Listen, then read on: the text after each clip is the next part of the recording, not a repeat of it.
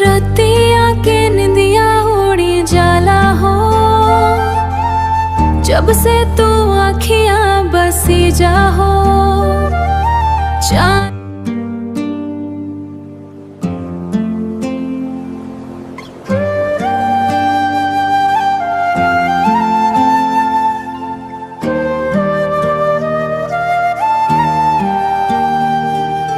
रतिया के निंदिया उड़ी जाला हो,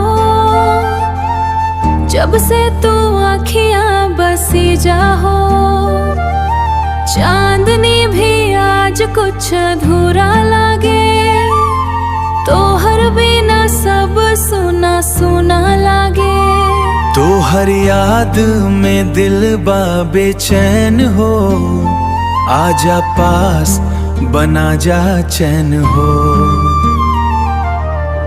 रतिया में तोहरा संग दिलवा खो जाए, हल हल्का स्पर सर से जान रो जाए। तोहर बाहों में दुनिया भुलाई, सांस के सांस में हम समा जाए। चुनारी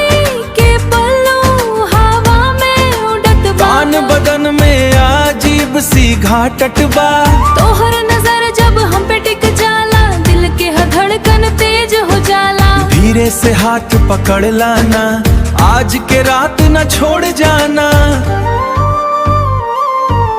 तोहर हंसी जैसे महफिल सजा दे, एक नजर में ही पागल बना दे। कमर के ले हाथ चाल देख के दिलवा हमारे कंट्रोल से बाहर जाए रे।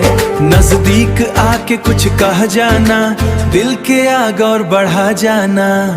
रतिया में तोहरा संग दिलवा खो जाए, हल हल्का स्पर सर से जान रो जाए।